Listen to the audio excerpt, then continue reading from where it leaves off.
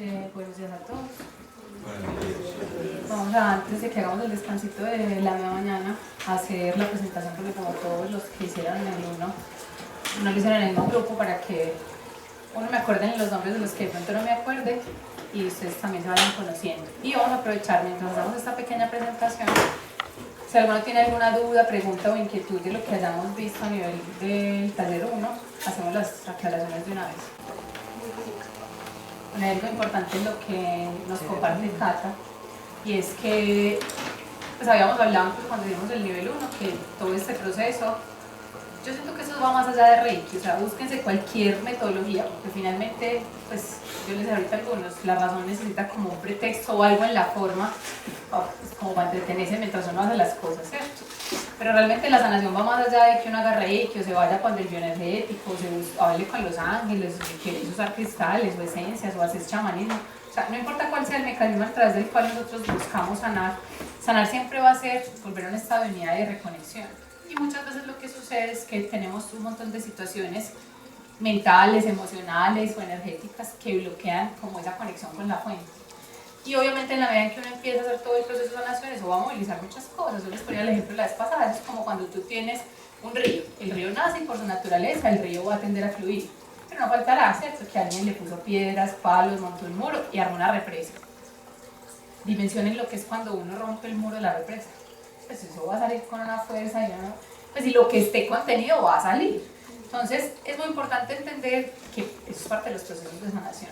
Pues una alergia, a otros les dará lloradera, a otros les dará un dolor en una pierna, a otros les dará mocos, pues a otros les dará diarrea, o sea, cada quien va a tener expresiones o manifestaciones que pueden ser diferentes, pero que lo más importante es entender que siempre hace parte del proceso sanador.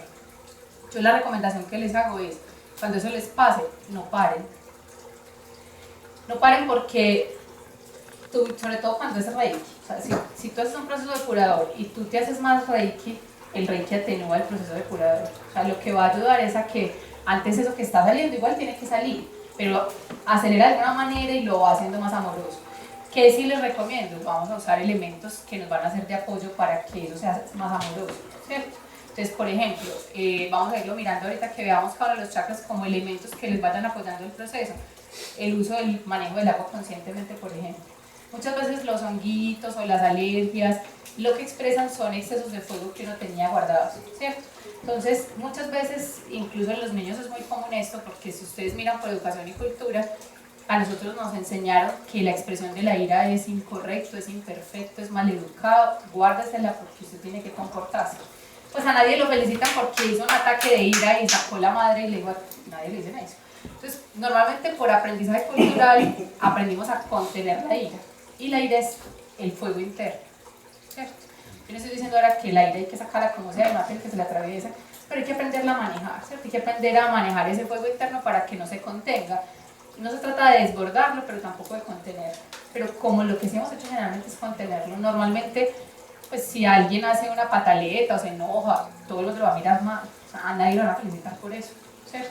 Entonces, no sé, pues incluso tú como mamá, que tanto lo hayas aprendido a validar a él en su expresión de ira, pero si no, pues es bueno empezarlo a hacer, ¿cierto? Tú tienes derecho a estar enojado, tú tienes derecho a que las cosas no te gusten. Ahora hay maneras de sacar eso amorosamente, ¿cierto?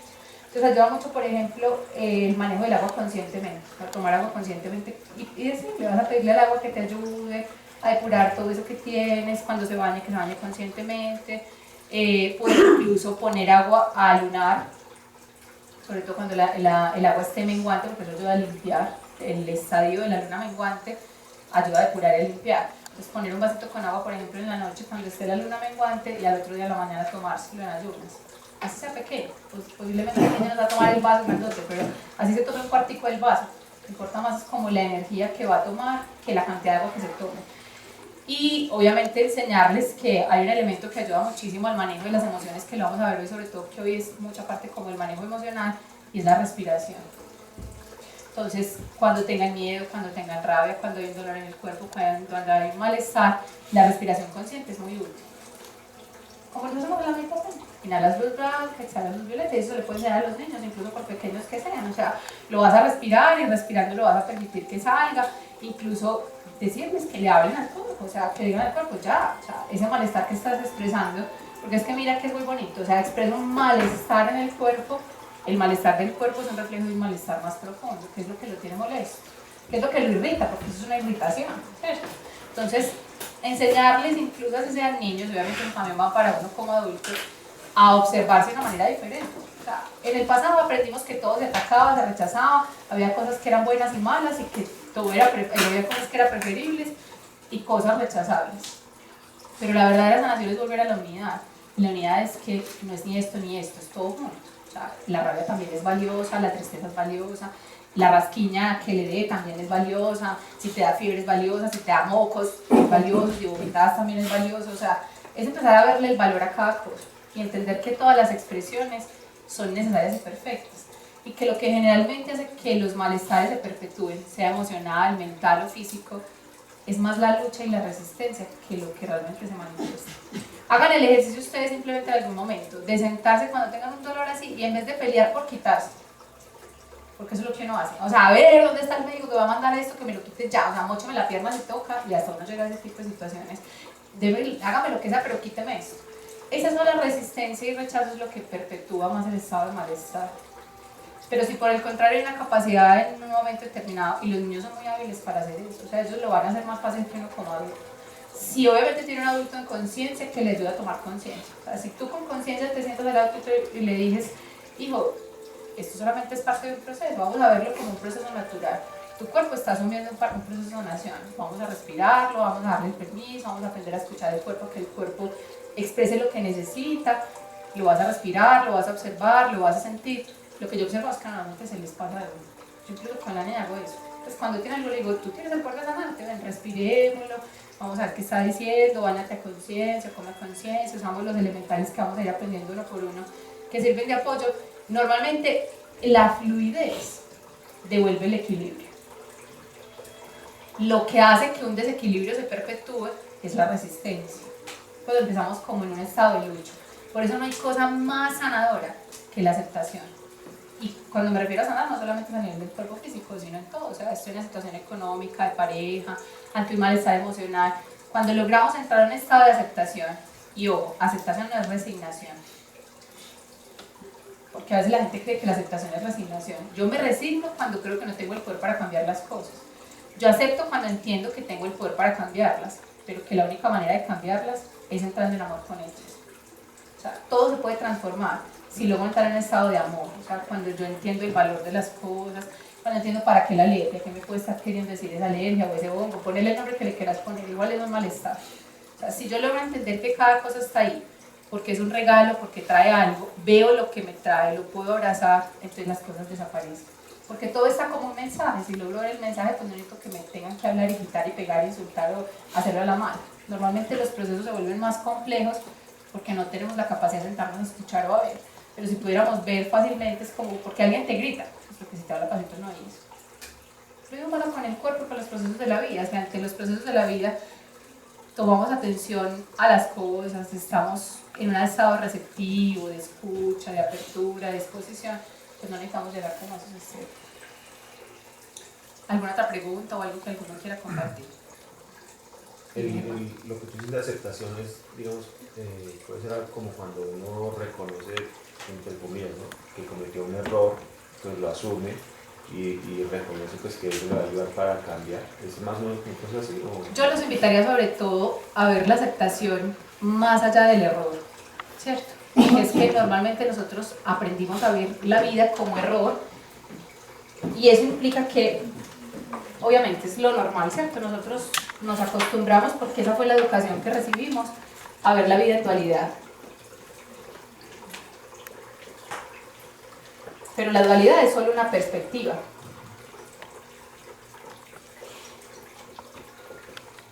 ¿Cierto? Entonces, siempre nosotros vemos la vida como dualidad y va a implicar que hay error y hay acierto. Porque siempre van a haber dos cosas, ¿cierto? Eso va a implicar que hay algo malo y hay algo bueno. Que hay algo que es incorrecto y que hay algo que es lo correcto. ¿Cierto? O sea, siempre dividiendo las cosas. Eso va a implicar que todo lo que nosotros llamamos error, malo, incorrecto, indeseable, imperfecto, malo, enfermo, dañado, equivocado, ¿cierto? Va a ser algo que nosotros vamos a tender a rechazar. Pero este rechazo solo surge de una perspectiva, ¿cierto? O sea, si yo logro verlo desde otro punto de vista y entender que eso solamente es una interpretación de la realidad que yo estoy haciendo, entonces yo voy a poder trascender esto. Es como la invitación que yo les estoy haciendo. Si yo logro entender que las cosas no son erradas, ni malas, ni incorrectas, por ende, entonces tampoco son preferibles. Porque miran el juego que la mente entra. Si algo es bueno, está acertado o es correcto, yo lo prefiero. Y si lo prefiero, uno entra en una lucha por mantenerse en eso, ¿cierto? Entonces, es como si esto fuera lo único aceptable. Entonces se vuelve una autoexigencia, se vuelve un perfeccionismo interno que empieza a generar un estado de estrés, en donde lo ideal sería que todo lo que esté en este lado de acá, ¿cierto? O sea, eso es lo que la mente interpreta. Pero no podría ser complemento uno del otro.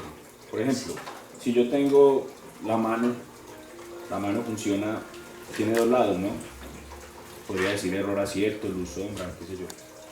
Si yo veo, para que funcione mi mano por el lado de abajo, necesita la parte de arriba. Claro, entonces lo que yo quiero decirles es, la vida no se trata de rechazos ni de preferencias, la vida se trata de una totalidad. Entonces lo que nosotros necesitamos entrar es en un estado donde yo pueda alcanzar otra vez la totalidad. Y la totalidad es un estado de integración. Y la integración es un estado donde yo en vez de restar, lo que hago es sumar. Entonces, no es que es esto o esto, son las dos cosas. O sea, no existiría el acierto sin el error. Lo cual quiere decir que yo empiezo a amar y a valorar esto, entendiendo que eso también es necesario y perfecto, ¿cierto? Entonces, la verdadera aceptación, cuando yo hablo de la aceptación, quiere decir un estado en el que yo logro integrar los aspectos. Quiere decir, tú no podrás aceptar algo y no lo podrás amar y valorar si no entiendes qué te trae, ¿cierto? Entonces, simplemente se trata de cambiar la perspectiva. Quiere decir, si yo logro entender que en un momento determinado me da un hongo que me está picando horrible y no puedo dormir de eso, pero yo entiendo para qué mi cuerpo expresa eso, y encuentro un valor. O sea, entiendo que eso no es parte de un error, es una expresión que en un momento determinado está haciendo, es parte del proceso sanador, a través de eso está volviendo mi cuerpo a un estado de equilibrio. Si en un momento determinado una energía que estuvo contenida, que en este caso es fuego, ¿cierto? O sea, uno entiende que cuando hay cualquier irritación en el cuerpo es porque hubo mucho fuego que se contuvo. O sea, en algún momento determinado de la existencia no se dejó fluir ese fuego. El fuego es una fuerza de creación, es una fuerza de acción, es una fuerza que lleva a la determinación y a la creación. Pero si en algún momento, por alguna razón o circunstancia, yo bloqueé eso no fue un error, simplemente fue una realidad. Sí sucedió en algún momento, por lo que sea, yo no permití que eso fluyera. Uno lo interpretaría como un error, pero no, simplemente fue de acuerdo al estado de conciencia que en ese momento yo tenía. Entonces no permití que eso fluyera. Eso sí va a generar un resultado, pero ese resultado no es indeseable ni incorrecto, es un regalo, porque me va a permitir a mí tomar conciencia que cuando yo contengo, eso genera un resultado. ¿Cuál es? La alergia. ¿Quiere alergia? No, entonces deje de contener, vuelva a la fluidez. Pero si no hubiera tenido la alergia, no comprendo que si contengo, me va a pasar eso. Entonces es un aprendizaje. Finalmente, ¿qué va a generar? Que yo ante todo gane. Siempre voy a ganar, porque voy a ganar la oportunidad de tomar conciencia y de recuperar un estado cada vez mucho más fluido. Pero necesitamos pasar por esos procesos. Así mismo pasa cuando, por ejemplo, una relación de pareja, que eso pasa muchas veces, la relación se instaura en que yo todo te digo, sí mi amor, sí mi vida, sí mi cielo, sí mi rey, lo que tú quieras, todo sí, todo sí, todo sí. Y un día se la montan. Y uno dice, pero ¿por qué me la montó? O sea, ya nada de lo que yo haga va a ser suficiente. Siempre quiere más y quiere más y quiere más y no me valora y no valida lo que yo le doy. Y por más que yo trate de complacer, no le gusta. Ah, bueno, eso también es perfecto, eso no fue un error. O sea, estoy dándome cuenta porque es una verificación de lo que sucede cuando yo digo sí sin límites. Eso está generando un resultado y ese resultado es una evidencia que me está mostrando a mí hacia dónde estoy dirigiendo mi energía. Ahora, si no llegara a ese punto, no me daría cuenta que también a veces hay que saber decir que no. Entonces, bienvenido, es un regalo que me está trayendo una conciencia de que voy a tener que aprender a decir que no. A veces va a haber que decir que no, porque igual así todo le diga que sí, nunca le va a parecer suficiente y va a querer más y más y más. Y yo siento que como un barril sin fondo no llena al otro. Pienso que a algunas les ha pasado eso. Entonces uno toma conciencia y reasume otra actitud. Pero quiere decir que eso también era necesario. O sea, es como darle el valor a cada cosa es valiosa. La mente aprendió a ver las cosas dual, entonces cree que solo ciertas cosas son valiosas y otras no, ¿cierto? Porque se aferra a un resultado y a la forma más que a la esencia. O sea, creer que, por ejemplo, es perfecto si nada me duele, si nunca tengo ningún síntoma, pues también es perfecto cuando usted moquea, cuando tiene diarrea, cuando vomita, cuando le pica. Pues, ¿qué importa? Eso también es parte de los procesos necesarios. Y que el equilibrio de la naturaleza se establece así. O sea, nosotros, por ejemplo, pensaríamos que un terremoto no es equilibrio, sí, un terremoto también es equilibrio. O sea, a veces la Tierra tiene que hacer eso para poder equilibrar. Un tsunami es equilibrio, un tornado es equilibrio, una sequía es equilibrio, un exceso de lluvia también es equilibrio, porque justamente eso nos habla de cosas y nos trae una llamada de conciencia. Posiblemente muchos han visto la noticia del Casanares, listo, no ver lo que está pasando, pero eso también es necesario. Porque tal vez si no es así, no tomamos conciencia de todo lo que implica las acciones que tomamos. Yo tomo una acción y esa acción tiene una consecuencia, pero si no recibo la consecuencia no me doy cuenta de lo que está generando mi acción. ¿Entienden lo que les quiero decir? Entonces finalmente lo que uno gana con los procesos muchas veces no es el resultado, sino la conciencia. Pero la conciencia vale más que cualquier resultado. Porque un resultado tenido sin conciencia, yo no lo voy a hacer a libertad, o sea, yo lo hago automáticamente como un animalito. Pero cuando logro darme cuenta que cada acción trae una consecuencia e hilo las dos cosas, yo reconozco que esta acción trae este resultado, entonces es cuando nos vuelve un creador consciente. De lo contrario, ¿qué seríamos? Creadores inconscientes. Yo actúo y ni siquiera sé qué pasa con mis acciones. Yo te pregunto lo de WhatsApp. El ser elige, no el ser. O sea, las expresiones erróneas también son del ser. Y yo me pregunto, o sea, ¿por qué erróneas? Es que no son erróneas, hermosos. O sea, las expresiones no son ni acertadas ni equivocadas. Esas son interpretaciones que nosotros hacemos. Las cosas no son equivocadas ni son acertadas. Eso es una interpretación desde la perspectiva de la dualidad. Pero cuando tú pasas a un nivel más elevado, ya no hay dualidad. Incluso voy a explicarte una cosa que es muy bonita. Y les recomiendo a todos que de todas maneras lo miren, porque les va a dar mucha claridad. Nosotros en estos días, no sé, pues los que lo conozcan y los que no, pues se los presento. Hay un joven que se llama Matías de Stefano.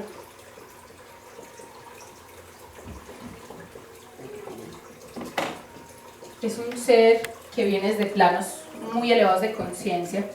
En este tiempo, como de todas maneras el planeta mismo está pasando, como les decía, en el primer nivel, por el amanecer galáctico, eso implica que nosotros estamos saliendo de una noche de oscuridad de conciencia, entrando a un amanecer de conciencia. O sea, donde lo que antes éramos incapaces de ver, de comprender, de asimilar, de reconocer, porque en la oscuridad uno no ve muchas cosas, ¿cierto? Están dando una nueva luz al planeta, eso hace que como en el amanecer, una de noche no se ve todo.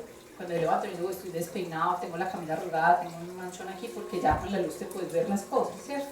Eso es lo que está pasando. Este ser es uno de los tantos seres que está ahorita en una misión de luz en la Tierra que nos está ayudando a recordar.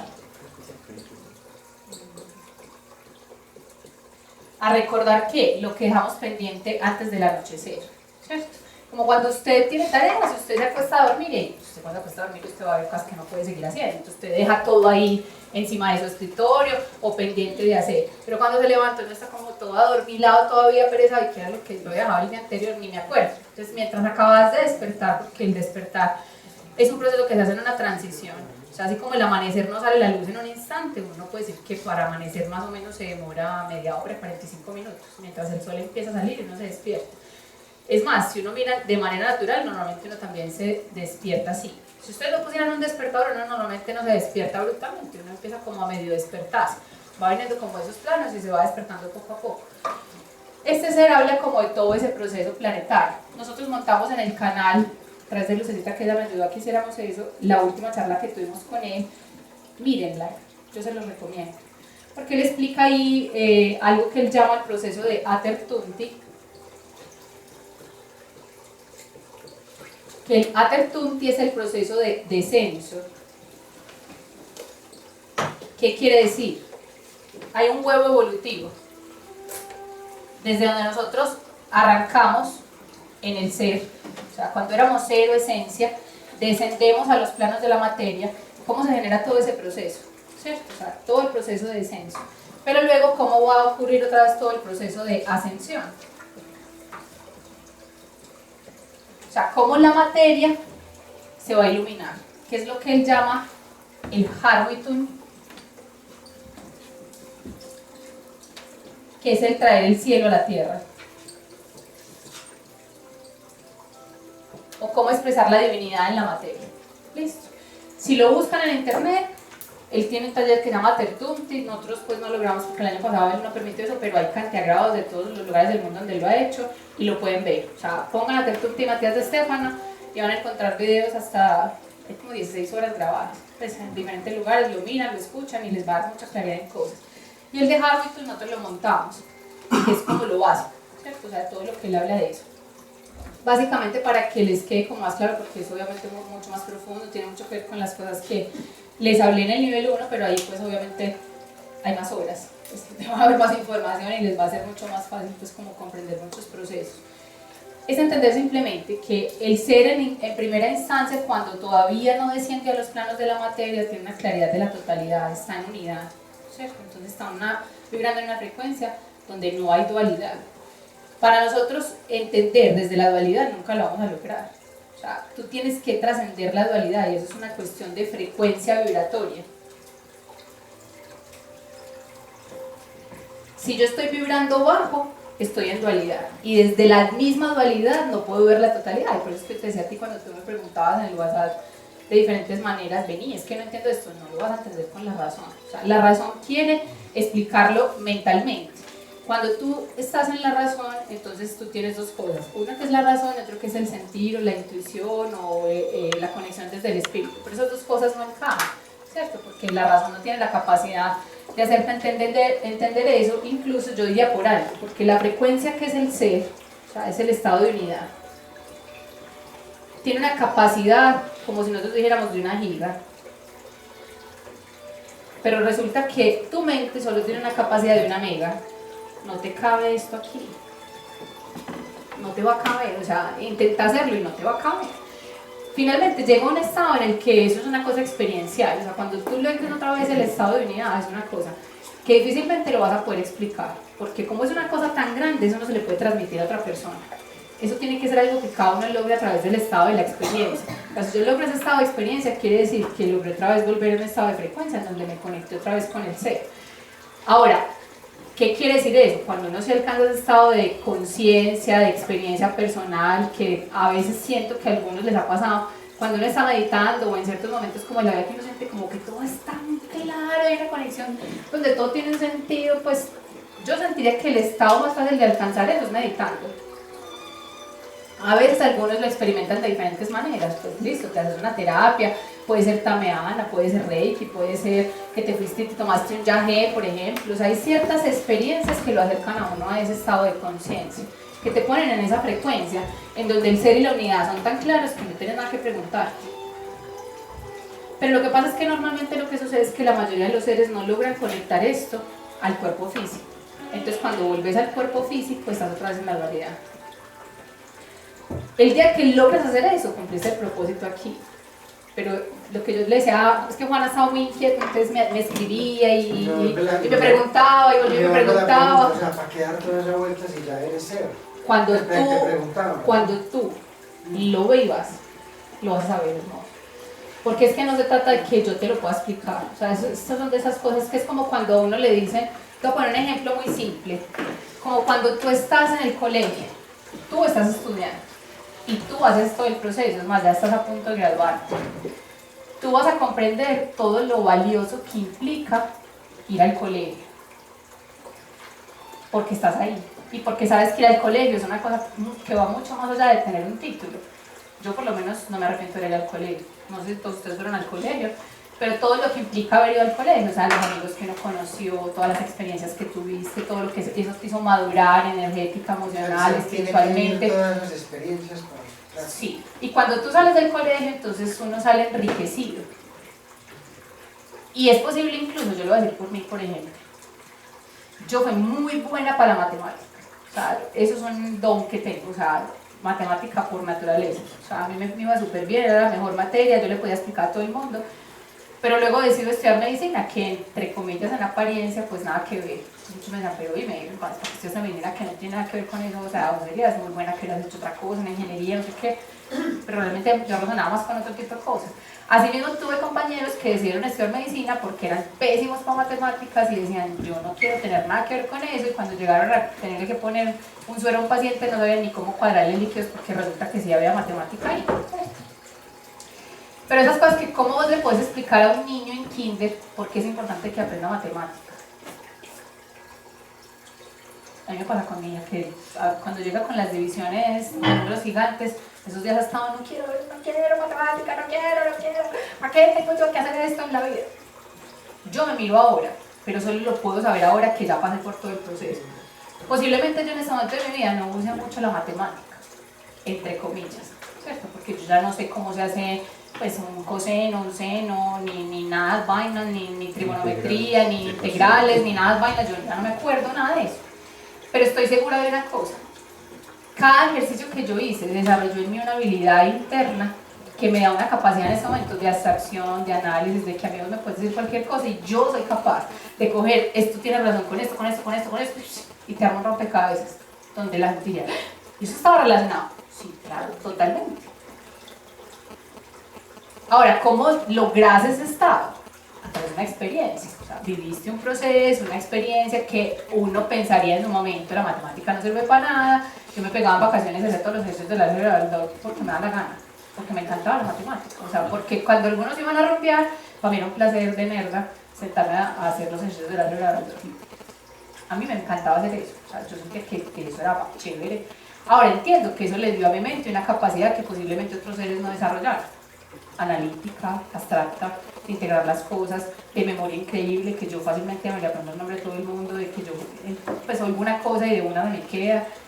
Ahora, ¿cómo le explicas vos eso a la niña mía de 10 años?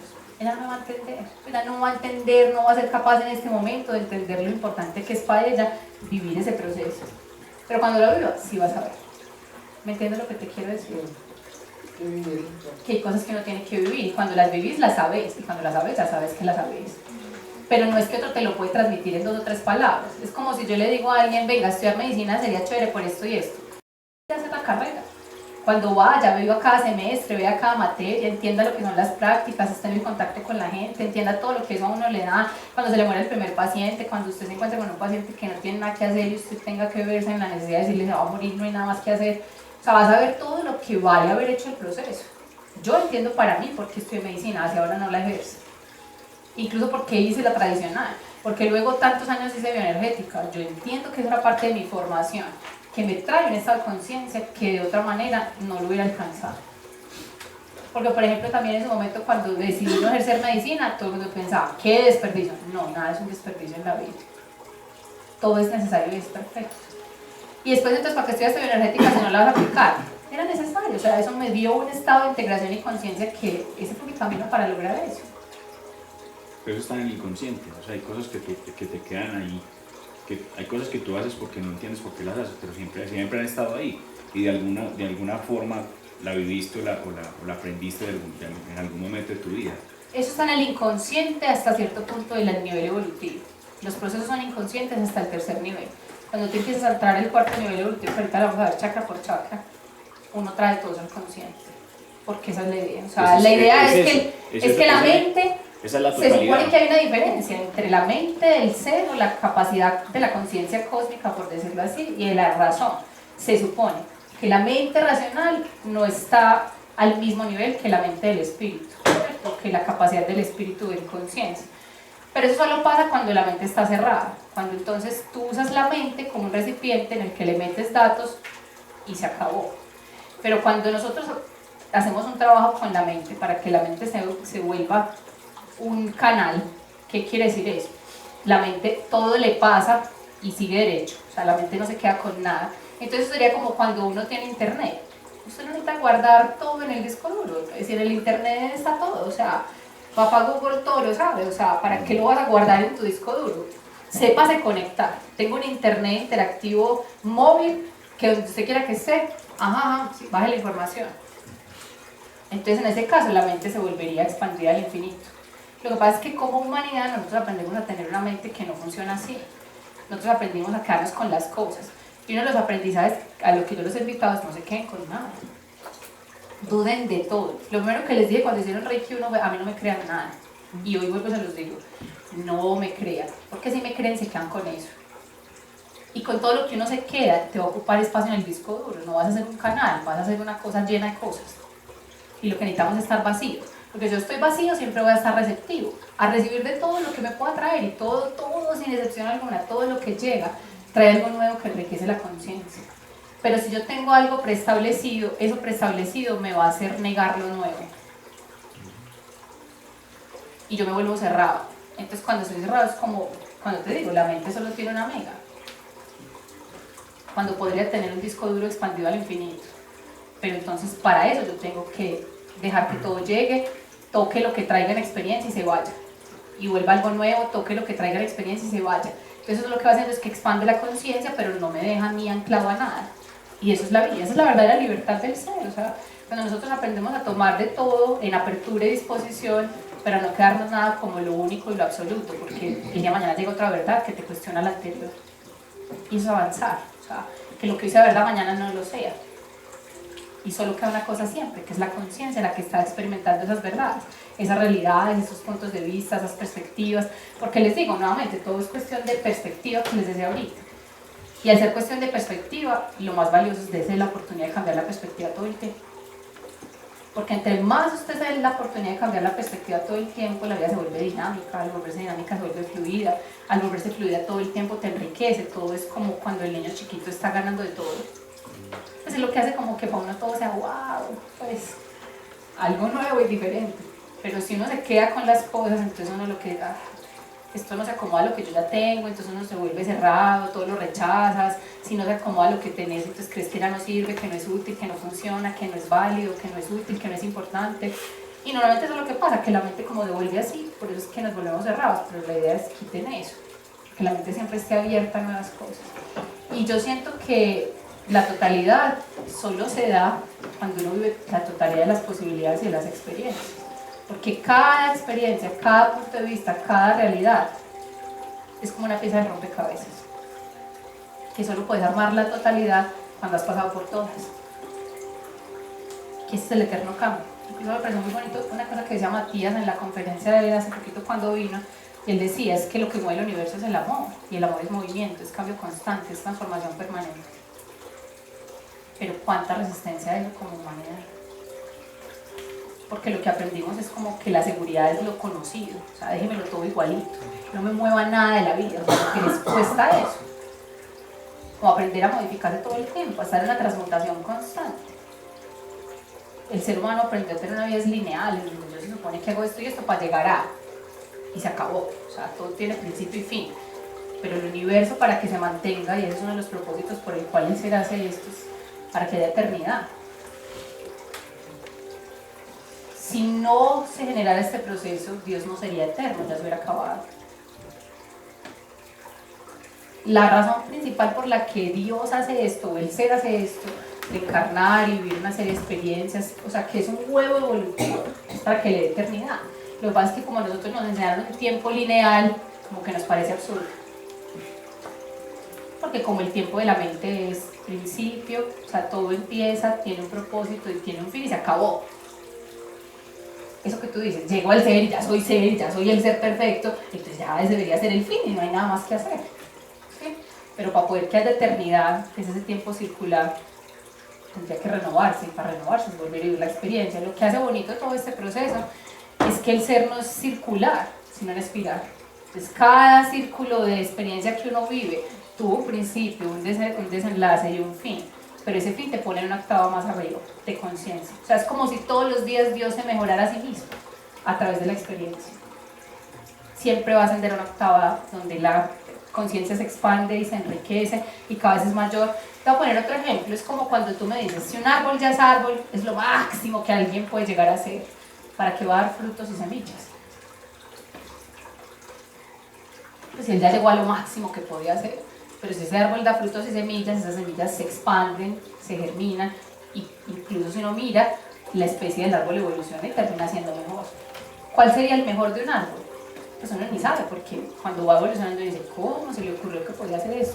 Estos días que nos fuimos para Providencia nos fuimos a caminar por allá en un monte y nos contaba el guía que un árbol que tomó la decisión, que es una acacia, de crear ciertas espinitas, y esas espinitas están llenas de hormigas por dentro, pero ellas crearon una simbiosis especial en la cual este árbol logra albergar cierto nivel de humedad que le permite sobrevivir en lugares demasiado calientes. Eso se evoluciona entre comillas, o sea, se adaptó a las circunstancias. Ahora, solo la experiencia es la que lleva a que se generen ese tipo de cosas. Entonces, es como si dijéramos que el mismo Dios al experimentarse se recrea a sí mismo en la forma y en esa forma adquiere más conciencia, esa conciencia lo hace más expandido, entonces ya no es un solo árbol, se vuelve un bosque. Y ese bosque podría crecer más, se vuelve un planeta, ese planeta se vuelve un sistema solar, y ese sistema solar se vuelve un universo, y ese universo se vuelve un multiuniverso. Esa es la expansión del espíritu, pero solo se puede a través de las experiencias. ¿Alguna otra pregunta? Salimos al descansito. Vamos a hacer el descanso, 15 minutos.